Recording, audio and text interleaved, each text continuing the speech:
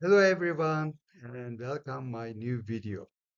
Today we are going to break down one of the most important but often misunderstood topics in research, internal and external validity. Now, don't worry, you don't need a statistic background. You don't need to be a doctoral student.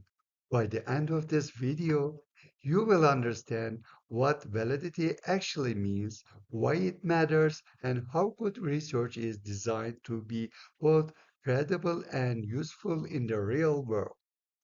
Whether you are reading studies in the news, working on a dissertation, or just trying to make sense of research claims, this is for you.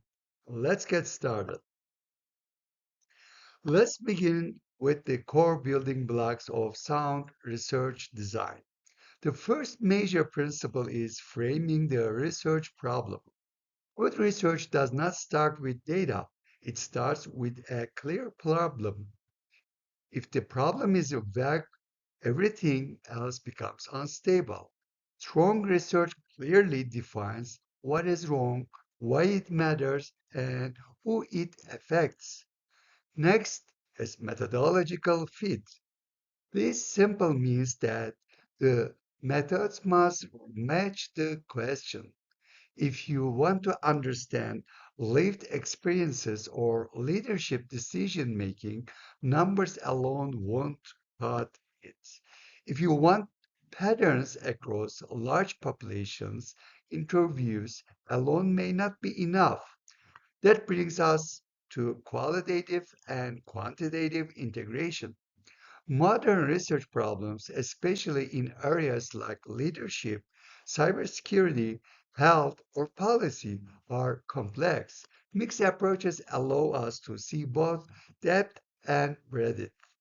Another key topic is leadership in complex systems, particularly in public and organizational contexts where decision affect many stakeholders.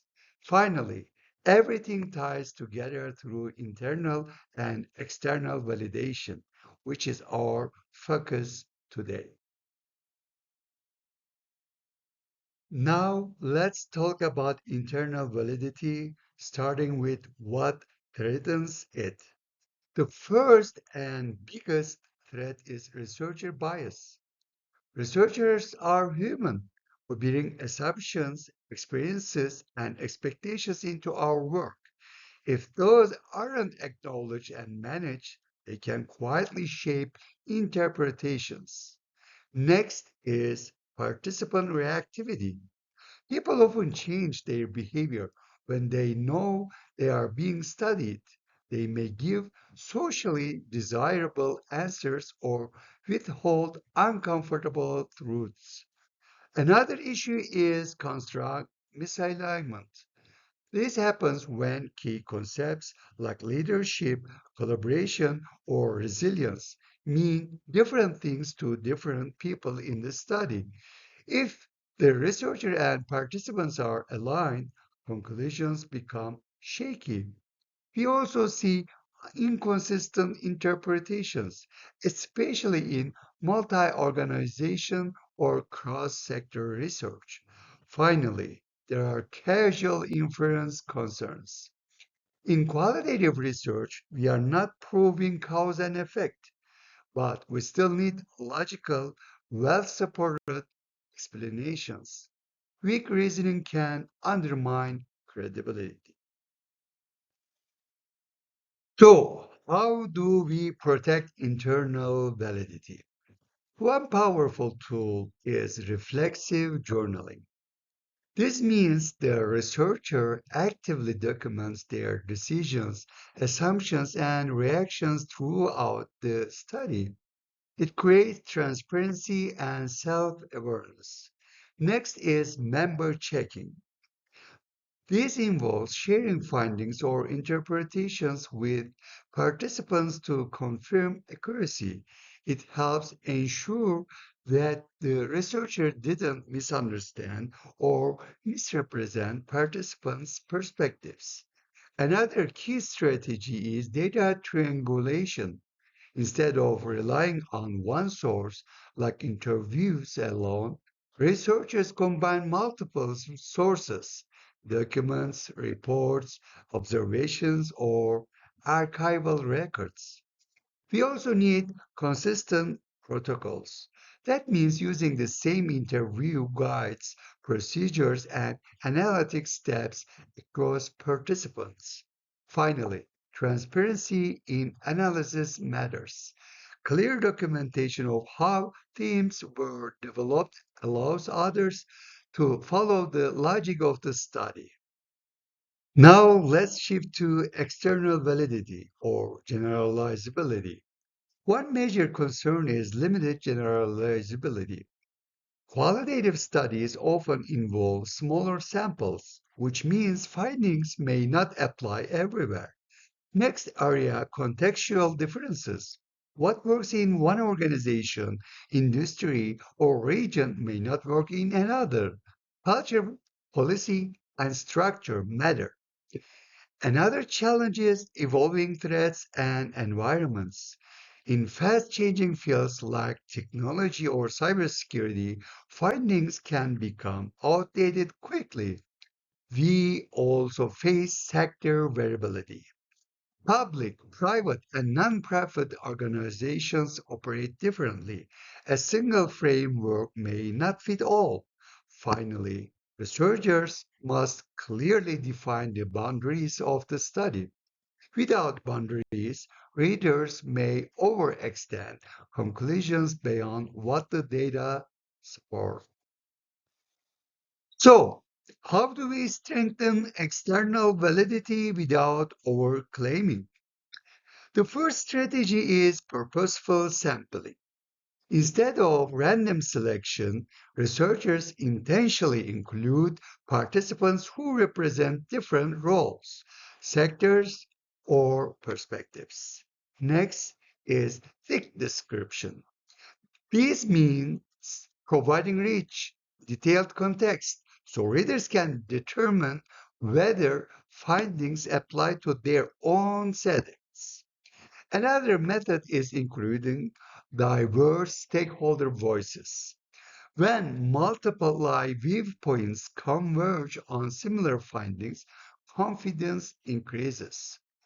We also emphasize contextual reporting, clearly explaining organizational environments, constraints, and decision-making structures.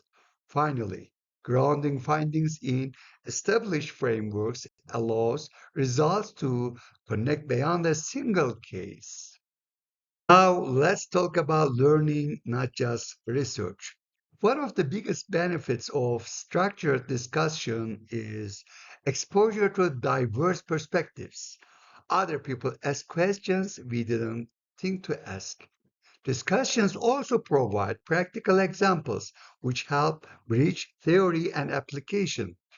They enhance methodological rigor by forcing us to defend our design choices.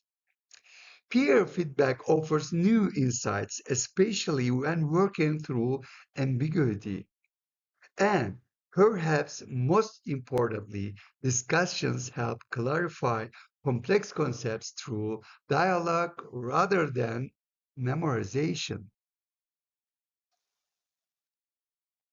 Even strong courses leave room for uncertainty, and that's a good thing.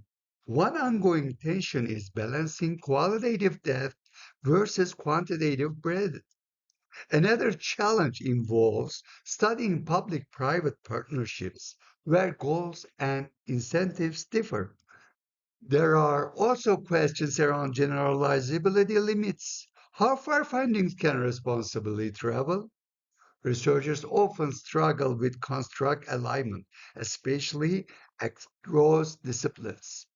And finally, emerging issues like AI governance or digital ethics continue to reshape research norms.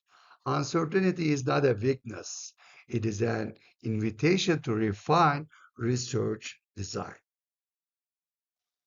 So, what ties everything together?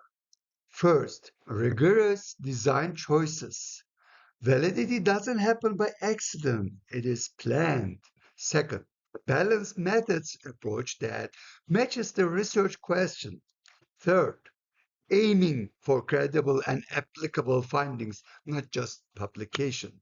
Fourth, maintaining internal and external coherence so the study makes sense both inside and outside its context. And finally, ensuring policy and practice relevance. Good research informs real decisions. The end of the day, internal and external validity are about trust. Can we trust how the study was conducted?